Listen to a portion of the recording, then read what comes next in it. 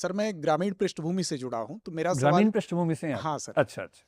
तो सर जब हम गाँव में जाते हैं तो हर गाँव में कुछ ऐसे हमको मूर्धन्य भूत स्पेशलिस्ट मिल जाते हैं। भूत विशेषज्ञ मिल हाँ, जाते। तो वो हमारा हाथ पकड़ के कुछ विशेष जगहों पर ले जाते हैं और कहते हैं कि यहाँ पर फला भूत अपनी फैमिली के साथ रहता है। तो केवल फैमिली के भारत के साथ? गाँव, हाँ सर, केवल भारत के वाह। गाँव में ही नहीं बल्कि विश्व के लगभग हर कोने में कुछ-कुछ ऐसे लोग हैं जो भूतों में यकीन रखते हैं। तो सर सवाल मेरा ये है कि क्या जो विज्ञान है उसने ये साबित कर दिया है कि भूतों का अस्तित्व नहीं है, या फिर थोड़ी बहुत उनकी संभावना बची है? क्योंकि कुछ एक लोग ऐसे भी हैं सर कि वो कहते हैं कि हमसे तो उसकी उठा-पटक हुई थी, कुछ कहते हैं हमसे उसने बीड़ी माँग ली थी। तो ऐसे भी हैं, तो एक द्वंद ये भी है सर। बीड़ी मांग ली थी भूत ने? हाँ सर। तो गांव का भूत होगा और गरीब वर्ग का भूत रहा होगा। तो जीएसटी कम लगता ना बीड़ी पे सिगरेट की तुलना में। देखिए, ईश्वर के बारे में जो आर्गुमेंट है भूत पे वो लागू नहीं होगा। भूत अंधविश्वास है, ये लगभग साबित किया जा सकता है। लगभग साबित किया जा सकता है। लगभग क्या, पूरा ही साबित हो सकता है मेरे ख्याल से। मेरे तो आज तक सामना हुआ नहीं भूत से, कोई ऐसा एक्सपीरियंस मेरा तो है नहीं। पर मैं ऐसे कुछ लोगों को जानता हूँ जिनका सीधा एक्सपीरियंस हुआ है। एक का झगड़ा भी हुआ था भूत से, एक की टक्कर हो गई थी भूत के साथ। बीड़ी तो नहीं मांगी किसी ने, लेकिन हाँ, कुछ कुछ ऐसी बातें उनकी हुई हैं भूत के साथ। हम भी हॉस्टल में ऐसी कहानियां कईयों को सुनाते थे कि हमने भूत देखा है ताकि डर जाएं वो लोग, पर हमारा एक्सपीरियंस ऐसा रहा नहीं कभी। भूत वाली बात क्यों इररेशनल, इलॉजिकल है एज पर माई अंडरस्टैंडिंग, मैं दो बातें आपको समझाता हूँ। एक हम एम्पेरिकल एविडेंस लेंगे और एक लॉजिक से बात करेंगे। पहले लॉजिक से बात करते हैं। दुनिया में जो भी कहता है भूत है, उससे पूछो कि भूत क्या है, तो वो कहेगा कि एक व्यक्ति मर गया था, उसकी आत्मा असंतुष्ट थी, किसी वजह से परेशान थी, वो आत्मा भटक रही है, ये कहते हैं सब लोग। आप किसी मुस्लिम से पूछेंगे वो रूह बोल देगा, आत्मा ही रूह वहाँ पर हो जाती है। इंग्लैंड में पूछेंगे तो सोल बोल देंगे। है बात वही है, सब लोग आत्मा ही भटका रहे हैं कि जो आत्मा, मतलब शरीर मर गया है पर आत्मा किसी वजह से यहाँ छूट गई है, वो भूत है। तो अगर आप उन धर्मों के हिसाब से या हमारे धर्म के हिसाब से बात करेंगे तो आपको आत्मा का कंसेप्ट समझना पड़ेगा। आत्मा क्या है? आत्मा एक कॉन्शियस एलिमेंट है। इसकी व्याख्या भी अलग अलग होती है, हम उस पर भी नहीं जा रहे हैं, लेकिन मोटे तौर पर सब मानते हैं कि आत्मा एक कॉन्शियस यानी कि चेतन वस्तु है। चेतन का मतलब क्या होता है? जैसे कुछ लोग कहते हैं कि आत्मा एक एनर्जी है। नहीं, एनर्जी नहीं है। एनर्जी जब भी बनेगी वो फिजिकल चीज से ही बनेगी, चाहे मैकेनिकल हो, चाहे केमिकल हो, चाहे सोलर हो। कोई भी एनर्जी होगी वो किसी फिजिकल चीज के ट्रांसफॉर्मेशन से या मास के ट्रांसफॉर्मेशन से ही बनेगी, उसके बिना नहीं बन सकती है। कुछ कहेंगे आत्मा हवा जैसी, नहीं, हवा जैसी नहीं है। हवा हमें फील होती है, हवा चलती है, हमें टच होती है।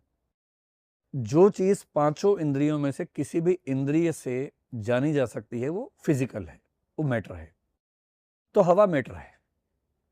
कुछ कहते हैं जैसे करंट है वैसे आत्मा, नहीं, वैसा नहीं है। करंट क्या है? इलेक्ट्रॉन्स का फ्लो है। इलेक्ट्रॉन भौतिक वस्तु है। आत्मा ना करंट है, आत्मा ना हवा है, आत्मा ना एनर्जी है। पहले इन झूठों से बाहर निकल जाइए। आत्मा कॉन्शियस है।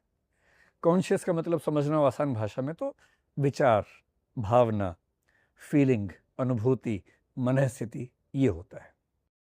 आप मुझे ये बताएं, आप जा रहे थे, करंट लग गया, ये तो हो सकता है।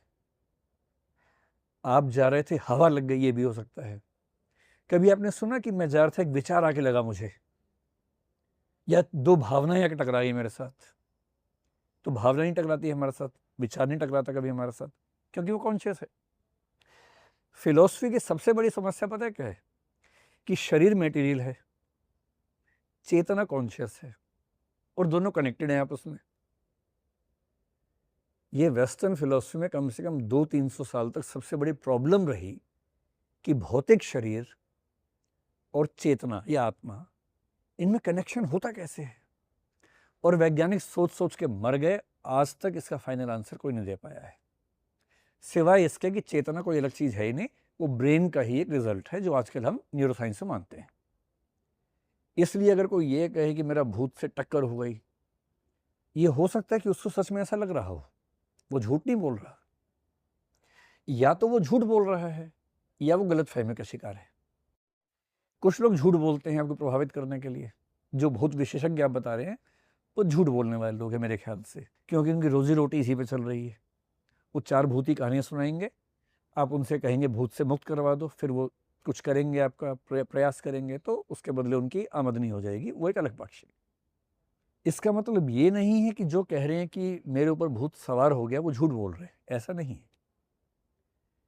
ऐसा क्यों होता है? एक कॉन्शियसनेस तो हमने समझ लिया। मनोविज्ञान में न्यूरोसाइंस की शुरुआत हम मोटे तौर पर मानते हैं कि 100 साल पहले हुई थी। देखो खेल क्या है, फिजिकल स्टडीज तो बहुत पहले से होनी शुरू हो गई थी, 17वीं सेंचुरी के आसपास से पश्चिम में, और मेरे ख्याल से अभी 20वीं सदी में भारत में, और पहले जो सुश्रुत चरक का समय था तब की बात अलग है। ह्यूमन बॉडी को समझने का तरीका क्या सबसे अच्छा है? खोल के देखो उसके अंदर क्या क्या है। खोलेंगे तो मुर्दा आदमी को, सीधी सी बात है। तो मेडिकल साइंस में ये विचार हुआ कि जो लोग मर जाते हैं हम उनको ओपन करके डाइसेक्ट करके समझ सके कि हमारी बॉडी कैसे काम करती है। तो यहाँ से मेडिकल साइंस की शुरुआत हुई। ये पश्चिम में 17वीं सेंचुरी के आसपास से, डेकार्ट के बाद से आमतौर पर मानते हैं कि शुरू हुआ। उनको धीरे धीरे समझ में आने लगा कि इतने सारे मतलब वायरिंग हमारे शरीर के अंदर है, ये हार्ट है, समझ में आया कि जो हार्ट है उसका काम ब्लड की सप्लाई करना है, ना कि इमोशन की सप्लाई करना है, क्योंकि दिल से इमोशंस की सप्लाई नहीं होती है, वो कविताओं में होती है, बॉडी में नहीं होती है।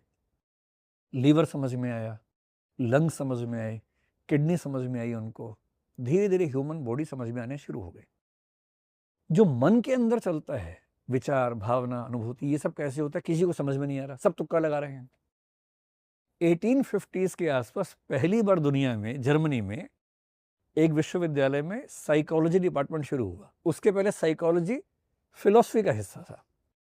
फिलॉसफी का वो हिस्सा जो आत्मा के बारे में बात करता था उसका नाम था साइकोलॉजी। 1850 के आसपास पहली बार साइकोलॉजी डिपार्टमेंट शुरू हुआ, जिसने कहा कि हम स्टडी करेंगे, साइंटिफिक स्टडी करेंगे। पर साइंटिफिक स्टडी कहाँ करें, यही नहीं पता कि इमोशंस कहाँ से आ रहे हैं, दिल से आ रहे हैं, कहाँ से आ रहे हैं। कितनी सदियां बीत गई, लोग बाएं सीने पे हाथ रख के बोलते हैं कि तुम मेरे लिए, तुम ही हो, तुम मेरे लिए, जबकि वो आ यहाँ से रहा होता है। राइट ब्रेन से इमोशंस आ रहे हैं, उसी समय दिल धड़क रहा है जोर जोर से, क्योंकि ब्लड की सप्लाई बढ़ गई, और आपको लग रहा है इमोशन यहाँ से आ रहा है, जबकि यहाँ से नहीं आ रहा इमोशन। 1920 के आसपास, मेरे ख्याल से 1924 में पहली बार एक मशीन बनी जिसको बोलते हैं EEG, इलेक्ट्रोइंसेफेलोग्राफ, जो उससे होता है इलेक्ट्रोइंसेफेलोग्राफी बोलते हैं उसको। उसने क्या किया कि दिमाग के बहुत सारे, सिर के बहुत सारे हिस्सों पे इलेक्ट्रोड्स लगाए, और ये स्टडी हो गया कि जब दिमाग के अंदर कुछ भी होता है, कुछ भी इमोशन आए, थॉट आए, कुछ भी आए, तो हल्का सा करंट फ्लो होता है, बहुत हल्का सा, इतना नहीं कि हाथ लगाएंगे तो कोई मर जाएगा, हल्का सा करंट फ्लो होता है। जैसे ये समझ में आ गया, उनको लगा करंट को स्टडी कर लेते हैं, तो EEG से ये स्टडी करना शुरू किया कि जब कोई व्यक्ति गुस्से में है तो दिमाग के कौन से हिस्से में करंट ज़्यादा फ्लो हो रहा है, जब कोई मोहब्बत में है तब कहाँ फ्लो हो रहा है, जब कोई थॉटफुल है तब कहाँ फ्लो हो रहा है। ये सब करना शुरू कर दिया। आगे चल के MRI, आपको पता है, मैग्नेटिक रेजोनेंस इमेजिंग बोलते हैं, उसमें एक और नेक्स्ट लेवल है फंक्शनल MRI, वो आया, दिमाग को स्टडी करता है। वो क्या स्टडी करता है कि किस समय दिमाग के कौन से हिस्से में ऑक्सीजन और ब्लड की सप्लाई ज़्यादा है, क्योंकि जहाँ एक्टिव होगा वहाँ ब्लड की सप्लाई बढ़ेगी, ऑक्सीजन चाहिए वहाँ पर ज़्यादा, और बहुत एग्जैक्ट इमेज बनती है उससे। अब EEG प्लस फंक्शनल MRI से ये स्टडी होना शुरू हुआ कि जब कोई कहता है कि मेरे ऊपर भूत चढ़ गया, तब उसके दिमाग में क्या चल रहा है। ये तो क्लियर हो गया कि सारी भावनाएं, सारी थॉट, सब कुछ दिमाग से ही आता है, दिल से नहीं आता है, ना हाथ पैर से आता है, सब कुछ यहाँ से आता है। ये भी समझ में आ गया कुछ मुर्दा लोगों का सिर फाड़ के कि दिमाग के 2 हिस्से होते हैं, लेफ्ट हेमिस्फीयर है, राइट हेमिस्फीयर है। उसको भी काट के देखा तो अंदर बहुत सारे हिस्से दिखे, ये भी क्लियर हो गया कि दिमाग के कई हिस्से हैं। अब सवाल था इनमें कनेक्शन कैसे होता है, ये जो कोशिकाएं दिमाग की, न्यूरॉन्स इनको बोलते हैं, कैसे काम करते हैं, वो सब सवाल बचे हुए थे। और तब ये स्टडी हुआ। हालांकि 1908 में विलियम जेम्स एक किताब लिख के गया था जिसका नाम था वेराइटीज ऑफ रिलीजियस एक्सपीरियंसेस। उसमें बताया था कि कुछ ऑल्टरनेटिव स्टेट्स ऑफ कॉन्शियसनेस ऐसी होती हैं जो सामान्य से अलग हैं, जिनमें एक मिस्टिकल है, स्पिरिचुअल एक वो फीलिंग है, उसको भी बोलते हैं। हिप्नोसिस आपने नाम सुना होगा, वो एक ऑल्टरनेटिव स्टेट ऑफ कॉन्शियसनेस है, ASC एक बड़ा वर्ग मानते हैं। इसी में एक स्टेट ऑफ माइंड क्या होती है, जब हमें लगता है कि हमारी बॉडी पर किसी और का कंट्रोल हो गया है। पहले इसके लिए नाम था मल्टीपल पर्सनैलिटी डिसऑर्डर बोलते थे कुछ लोग इसको हिस्टीरिया कहते थे। अब ये दोनों शब्द नहीं चलते हैं आजकल, इसको डिसोसिएटिव डिसऑर्डर कहते हैं। अगर किसी को ये लगने लगे कि मेरे ऊपर कोई दूसरी आत्मा हावी हो गई है, इसका बेसिक मतलब है कि उसको एक मानसिक समस्या है जिसका नाम है डिसोसिएटिव डिसऑर्डर। उसको सच में ऐसा लग रहा है कि कोई दूसरी आत्मा हावी हो गई है, पर हुआ सिर्फ इतना है कि उसके दिमाग में एक हिस्सा है, वो हिस्सा थोड़ा सा पैसिव है, जो हिस्सा उसको ये बताता है कि तुम ये हो और बाकी लोग ये हैं, उनका अंतर डिम हो गया है। एक लोब है, पेरिएटल लोब कहते हैं उसको, वो थोड़ा सा पैसिव हो गया है। तो जब कोई कहे कि मेरे ऊपर भूत प्रेत आ गया है, वो झूठ नहीं बोल रहा, जनरली उसको ऐसा ही फील हो रहा है। पर आज न्यूरोसाइंस इस लेवल पे आ चुकी है कि वो समझा सकती है कि भूत नहीं आया है, तुम्हें एक मनोरोग है और ऐसा महसूस हो रहा है। ऐसे एक ट्रांस की अवस्था आपने नाम सुना होगा, गाना भी बहुत फेमस चलता है ट्रांस नाम से, है ना। जब आप कीर्तन में बैठेंगे, भजन चल रहे हैं, जोर जोर से मंत्रोच्चार चल रहा है, अब फ्लो में चले जाते हैं, फ्लो स्टेट बोलते हैं। जैसे ही आप वहाँ जाएंगे, आप एक खास किस्म का सुकून महसूस करेंगे, वो भी एक ASC है। ट्रांस का मतलब है कि अब क्रिटिकल थिंकिंग आप नहीं कर रहे, इस समय आप फ्लो में हैं, जॉय में हैं, और इस समय यदि कोई आपको कोई सजेशन देगा, आप तुरंत मान लेंगे उस बात को, और वो भी सबकॉन्शियस लेवल पे मान लेंगे। इसी को लोग हिप्नोसिस कहते हैं। गंदे लोग इसको हिप्नोटिज्म की तरह से यूज़ करते हैं, अच्छे लोग इसको हिप्नोथेरेपी की तरह से चिकित्सा विज्ञान में यूज़ करते हैं। तो पूरी बात का सार ये है कि भूत प्रेत, जादू टोना, ये सब चीज़ें एक्सटर्नली एग्जिस्ट नहीं करती हैं। कोई भूत बाहर घूम नहीं रहा है, ठीक, जो चढ़ जाएगा आपके ऊपर, पर आपको लग सकता है। और इसको समझने का सिंपल एग्जाम्पल है, भूत प्रेत महानगरों में नहीं के बराबर दिखते हैं, शहरों में कम दिखते हैं, गांवों में ज़्यादा होते हैं। भूत प्रेत उसी को चढ़ेगा जिसको बचपन से भरोसा है कि भूत प्रेत होता है। जिसको भूत प्रेत का भरोसा बिल्कुल नहीं है, उस पर नहीं चढ़ेगा, जब तक आप बार बार उसको परेशान करने के लिए भूत की कहानियां न सुनाएं। तो क्योंकि मुझे पहले से विश्वास है और कुछ हुआ और मैंने तुरंत इमेजिन कर लिया कि भूत ही मेरे ऊपर आ गया है, ये एक तरीका है। एक प्लेसिबो शब्द है, आगे डिस्कशन में कभी ज़रूरत पड़ेगी तो मैं आपको समझाऊंगा। तो जो लोग उसका इलाज कर रहे हैं, इलाज की बात बाद में करेंगे, मोटी मोटी बात यह है कि भूत प्रेत का ऑथेंटिक एग्जिस्टेंस आज तक साबित नहीं हुआ है, और मेरे ख्याल से कभी होगा भी नहीं, क्योंकि मनोविज्ञान, न्यूरोसाइंस लगभग साबित कर चुका है कि जब जब किसी को भूत प्रेत होता है, उसके दिमाग के कुछ हिस्से पैसिव हो जाते हैं, कुछ हिस्से एक्टिव हो जाते हैं, इतना ही मामला है। और जैसे वो ठीक होता है, व्यक्ति ठीक हो जाता है। ये बात साबित हो रही है। आप में से किसी को भूत प्रेत हुआ कभी? आप शहर में रहते हैं ना, कभी कुछ होगा तो मतलब साइकेट्रिस्ट के पास जाना, झाड़ फूक मत करवाना अपनी, है ना। साइकेट्रिस्ट आपका स्टडी करेगा न्यूरोसाइंस से, दवाई देगा, आप ठीक हो जाएंगे, इतना ही मामला होता है जी। सर, बिहार में हाल ही में भूत प्रेतों के शक में एक परिवार के 5 लोगों को जिंदा जला दिया गया। डायन डायन के शक में मारा होगा हाँ, ना। डायन के शक में एक ही परिवार के 5 लोगों को जिंदा जला दिया गया। ऐसे ही तमाम अंधविश्वास हैं जो डर पर आधारित हैं, जैसे अशुभ होने का डर या बीमार होने का डर। वहीं दूसरी तरफ वैज्ञानिक दृष्टिकोण पूरी तरह से तर्कों पर टिका हुआ है। तो सर, मेरा सवाल आपसे ये है कि जो हमारा समाज है, वो डर या भय को तो बहुत आसानी से अपना लेता है, पर तर्क को क्यों नहीं? आपके सवाल के दो हिस्से हैं, पहला डायन वाला समझ लेते हैं, फिर इस पे आते हैं कि हम भय को क्यों फॉलो करते हैं, तर्क को क्यों नहीं करते हैं। डायन का मतलब वही, जैसे मैंने आपको केपलर की मम्मी की कहानी सुनाई, जर्मनी में, सिर्फ भारत में नहीं होता, हर जगह होता है। जहाँ जहाँ पढ़ाई कम है, वहाँ वहाँ डायन, भूत प्रेत ज़्यादा हैं। और डायन के मामले में ध्यान रखना है, दुनिया भर में केवल महिलाएं मारी गई हैं। इसमें सेक्सिज्म भी है, जेंडर वाला मामला भी है।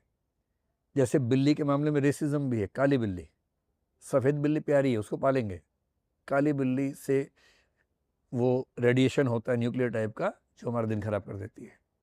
डायन में पुरुष कभी नहीं मरते, जैसे इस केस में पुरुष मरे भी हैं तो क्यों? क्योंकि उसके घर में एक महिला थी, उस पर डायन होने का आरोप था और उसको मारने के प्रोसेस में सबको ही मार दिया उन लोगों ने। लेकिन वरना आरोप मैंने जब तक सुना है डायन का महिलाओं पे ही आता है।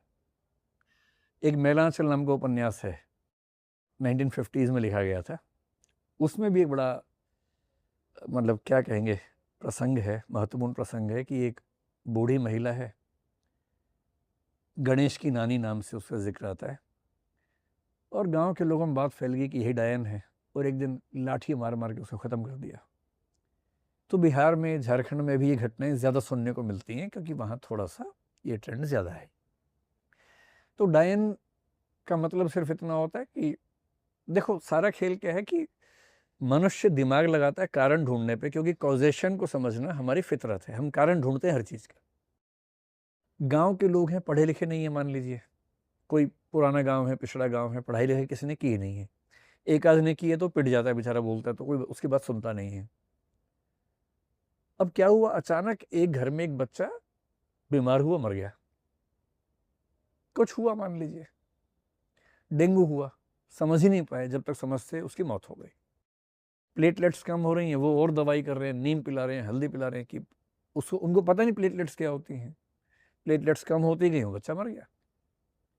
मच्छर जिंदा है, फिर उस डेंगू के मच्छर ने किसी को काट लिया। 5-6 घरों में एक एक व्यक्ति की बुखार हुआ, 3-4 दिन तेज बुखार हुआ, शरीर टूटा, मौत हो गई।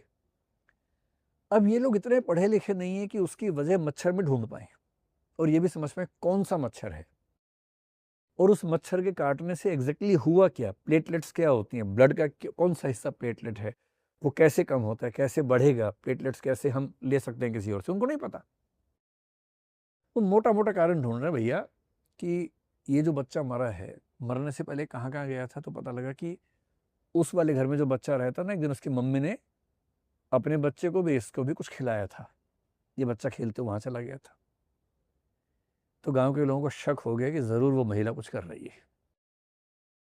बाकी जो 4 मरे हैं उनके घरों से पूछेंगे, हो सकता है वो बच्चे ना गए हों, पर सामाजिक माहौल में विरोध नहीं कर सकते आप कि अगर 4 लोग इस मूड से आए हैं कि साबित करना है, पूछेंगे वहाँ गए थे ना, तो ये क्या बोलेगा, हाँ गया तो था, हो गया साबित, गवाही मिल गई। केपलर की मम्मी के खिलाफ 24 गवाह थे, जबकि उसने कुछ नहीं किया था, 24 गवाह गांव में मिल गए थे, 4 लोग गवाह बन गए। अब सबने तय किया, सारे मूर्ख एक साथ बैठे हैं, पढ़ाई लिखाई किसी की नहीं है, इन सारे लठैत मूर्खों के बीच में विचार चल रहा है कि इन बच्चों को बचाना है तो इस औरत को मारना होगा, यही डायन है, जादू टोना करती है, काला जादू करती है। काला जादू मतलब जो किसी के अनिष्ट के लिए किया जाता है जादू, और इससे बचने का एक ही उपाय, इसको मार दो। अब गांव के 10-20-50 लोग इकट्ठे होंगे, उसको पकड़ेंगे, उसका बाल खींचेंगे, पेड़ के पास बांधेंगे और मार देंगे। वो संभव नहीं तो घर में आग लगा देंगे, कहीं और जाके मार देंगे। तो अपनी जिंदगी बचाने के लिए किसी को मार देना, ये तो समाजों में सामान्य बात है। अच्छा आप ही बताइए, आपने कहा कि भय तो हमने लिया, तर्क नहीं लिया। मान लीजिए कि आप अपने रूम में गए, एक रूम है आपके पास, रूम के अंदर घुसे, कुंडी बंद की, थोड़ा सा दूर आ गए और अचानक देखा दरवाज़ा, एक ही दरवाज़ा है, उस दरवाजे के पास एक सांप बैठा हुआ है। ठीक, वो सांप काटता है या नहीं आपको नहीं पता, जहरीला है या नहीं आपको नहीं पता, पर वो है यूं, पूरे मूड में लग रहा है। कमरा छोटा सा है और उस कमरे में एक हथियार है, लाठी वाठी कुछ है आपके पास। आप इस समय उससे बातचीत करेंगे, समझने का प्रयास करेंगे, तुम यहाँ क्यों आए हो, गलती से आ गए, दरवाज़ा खोलेंगे कि वो बाहर निकल जाए, या उसको मार देंगे। अभी आप कुछ भी बोल लीजिए, आप दरअसल उसको मारेंगे, क्योंकि आपको लग रहा है कि इसको नहीं मारा तो मैं मर जाऊंगा। ये ह्यूमन बीइंग की नहीं, हर बीइंग की फितरत है। जहां लगता है कि मेरे बचने के लिए किसी को मारना ज़रूरी है, हम सब मार देते हैं। तो गांव के लोग डायन कह के मार रहे हैं, उनके दिमाग में भय तो वही है, एग्जिस्टेंशियल या सर्वाइवल थ्रेट है उनके सामने। उन मूर्खों को पता नहीं है कि एक मच्छर मार रहा है, ना कि उस महिला के प्रयास से मर रहे हैं। और रही बात ये कि तर्क क्यों नहीं पहुंचता है, डर क्यों पहुंचता है, क्योंकि डर सबसे पहले पहुंचने वाला इमोशन, मैंने आपसे पहले ही कहा, जो इमोशन हमें सबसे जल्दी प्रभावित करता है वो डर होता है। और इमोशंस की दुनिया का एक उसूल है, लिम्बिक सिस्टम होता है दिमाग के अंदर जो इमोशंस को कंट्रोल करता है। एक सामान्य न्यूरोसाइंस का थोड़ा बेसिक देखेंगे ना कि दिमाग कैसे काम करता है। इमोशंस जैसे ही एलिवेट होते हैं, सबसे पहले हमारे दिमाग के वो वाले हिस्से जो लॉजिकल है काम करना बंद कर देते हैं, पैसिव हो जाते हैं। ये हमारे चाहने से नहीं होता है, हमारे दिमाग का मैकेनिज्म काम ही ऐसे करता है। इसलिए आप देखेंगे जब आपको बहुत तेज गुस्सा आता है, दिमाग काम नहीं करता, और आप उस गुस्से में कुछ ऐसा कर बैठते हैं कि बाद में पछताते हैं कि ये मैंने क्या कर दिया।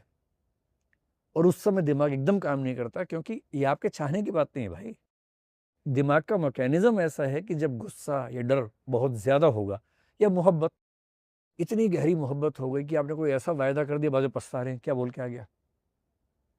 क्योंकि इमोशंस के ओवरलोड की स्थिति में, ओवरफ्लो होने की स्थिति में, जो लॉजिकल पार्ट ऑफ माइंड है उतना एक्टिव नहीं होता है।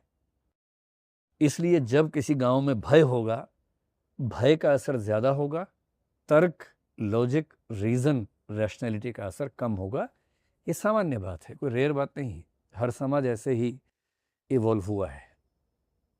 ठीक है। सर मेरा सवाल एक व्यक्तिगत अनुभव पर आधारित है। हम लोग एक सीरियल देखते थे शक्तिमान, और उसमें क्या होता था कि शक्तिमान पर लोगों का बड़ा अटूट विश्वास था। विशेष तौर पर जो बच्चे होते थे वो इतना भरोसा करते थे कि छलांग लगा देते थे कि शक्तिमान बचाने तो आ ही जाएगा। जैसे बातचीत के दौर में पता चला इन्होंने भी छलांग लगाई थी सर। अच्छा, क्या बात तो है। सर मेरा प्रश्न ये है कि क्या इस तरह के सीरियल्स या इस तरह की जो मूवीज होती हैं जिसमें कि जादू टोना या इस तरह के अंधविश्वास को बढ़ावा मिलता है, क्या उनकी नैतिक जिम्मेदारी बनती है या इन पर अंकुश होना चाहिए या नहीं होना चाहिए? मतलब इसमें दो पक्ष हैं। एक तो अभिव्यक्ति की स्वाधीनता है कि अगर कोई क्रिएटिव स्टोरी लिख रहा है, फिक्शन लिख रहा है, तो उसकी जिम्मेदारी कहाँ तक जाती है।